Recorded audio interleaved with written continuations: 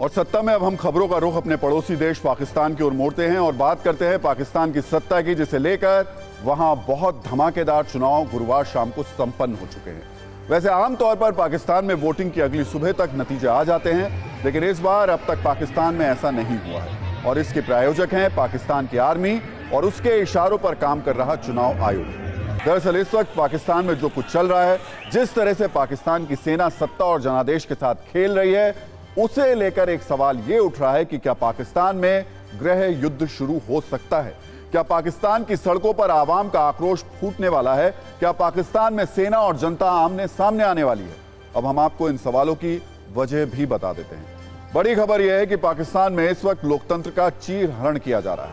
बहुत बड़े स्तर पर वोटों की धांधली हो रही है और सेना पूरी कोशिश कर रही है कि किसी भी तरह वो पाकिस्तान में प्रधानमंत्री पद की कुर्सी पर अपने मोहरे के तौर पर नवाज शरीफ को बिठा दे। पाकिस्तान में जब कल वोटों की गिनती शुरू हुई तो इमरान खान के समर्थित निर्दलीय नेता काफी बड़े अंतर से नवाज की पार्टी PMLN पर बढ़त बनाए हुए थे, लेकिन दावा है कि तभी पाकिस्तान में सेना और चुनाव आयोग का खेल शुरू हो गया। नतीजों को कई घंटे तक रोक दिया गया और इसके बाद जो रुझान सामने आए उसमें कांटे की टक्कर बताई गई। कई सीटों पर तो नवाज शरीफ की पार्टी को आगे कर दिया गया, यानी जेल में बंद इमरान खान के समर्थित नेताओं की जीत होता देखकर सेना तुरंत एक्टिव हो गई और नवाज शरीफ की पार्टी को जिताने के लिए उसने पूरा जोर लगा दिया। इन दावों को और मजबूत करने के लिए जो तस्वीरें सामने आई हैं, इस पर हमने आपके लिए एक वीडियो गाइड भी तैयार की है। दरअसल जब पाकिस्तान में चुनाव हुए तो सेना के इशारे पर पाकिस्तान में आवाम के बीच ये संदेश पहुंचाने की पूरी कोशिश की गई कि इमरान खान और उनकी पार्टी पर अपना वोट बर्बाद करने की कोई जरूरत नहीं है और नवाज शरीफ ही पाकिस्तान की सत्ता के असली हकदार हैं।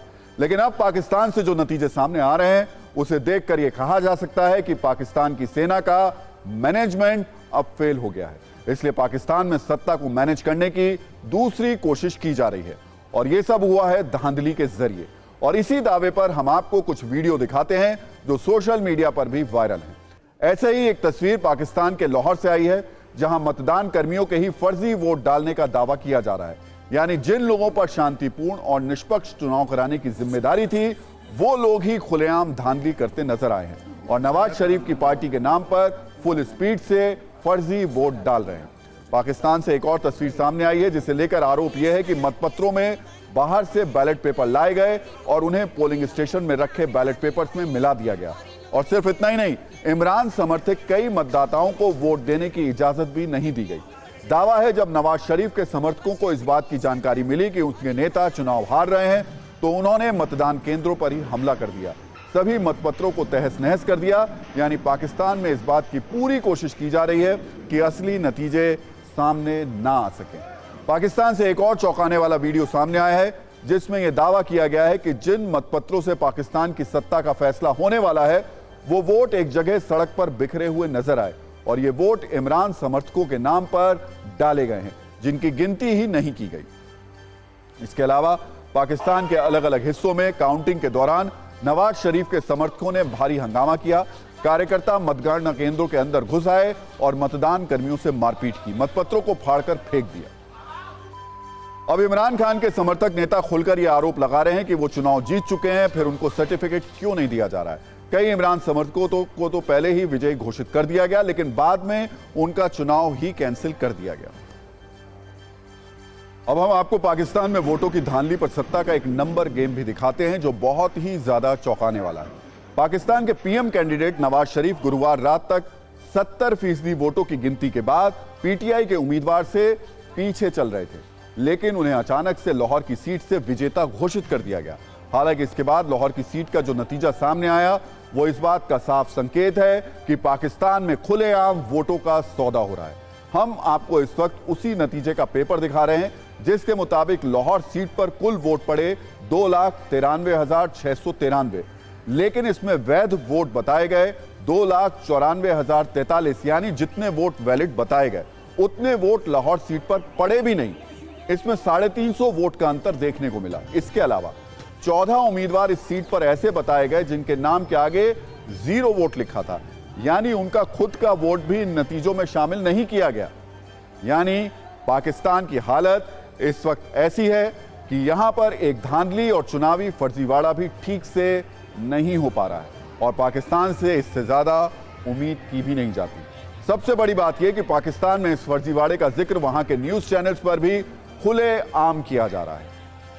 हालांकि इस सब के बीच ये बात एकदम सत्य है कि वोट में बहुत शक्ति होती है। देश कोई भी हो, लोकतंत्र कोई भी हो, वोट ही सबसे बलवान माना जाता है और पाकिस्तान में ये बात सच साबित होती हुई दिखाई दे रही है।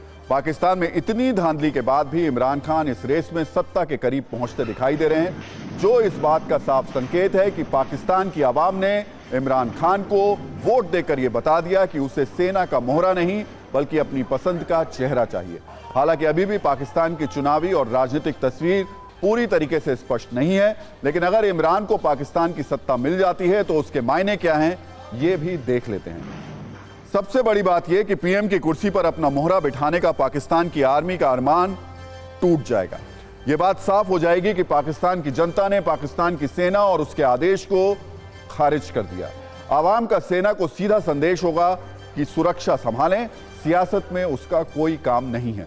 अगर इमरान को सत्ता से दूर रखने की इतनी कोशिश के बाद भी उनके समर्थित नेता जीत जाते हैं तो यह साफ हो जाएगा कि पाकिस्तान में अब आर्मी का दखल नहीं चलेगा। नवाज शरीफ को प्रधानमंत्री बनाने का आर्मी का प्लान फेल भी हो जाएगा।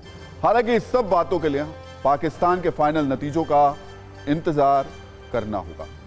इस बीच एक बात यह भी है कि अगर नतीजों के बाद सेना ने इमरान को सत्ता सौंपने में किसी तरीके की आनाकानी की या कोई खेल किया तो इसके नतीजे भी अच्छे नहीं होंगे, क्योंकि पाकिस्तान की जनता और सेना एकमत नहीं है, इसलिए दोनों आमने सामने आ सकते हैं। ऐसे में सवाल यह भी कि क्या स्थिति इस हद तक जा सकती है कि गृह युद्ध के हालात हो जाएं। पाकिस्तान में इमरान समर्थकों का और इमरान समर्थक आवाम का गुस्सा भी देखने को मिल सकता है और अगर ऐसा हुआ तो पहले से गर्त में गुजारा कर रहे पाकिस्तान की हालत और ज्यादा खराब हो जाएगी। फिलहाल अब तक के नतीजों के हिसाब से हम आपको पाकिस्तान के चुनाव की 7 बड़ी बातें बता देते हैं।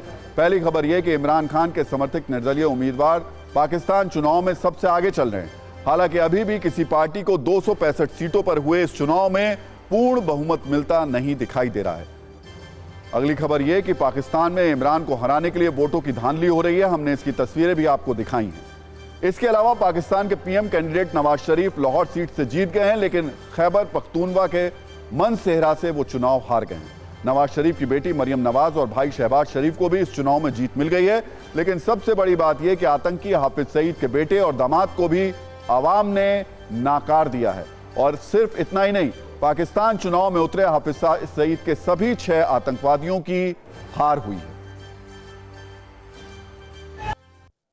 तो ये वो पाकिस्तान है जो बातें बड़ी बड़ी करता है, लेकिन यहां एक चुनाव भी सही तरीके से संपन्न नहीं कराए जा सकते। फिलहाल जब भी पाकिस्तान में सत्ता की पूरी पिक्चर क्लियर होगी, हम आपको इसकी पूरी जानकारी देंगे।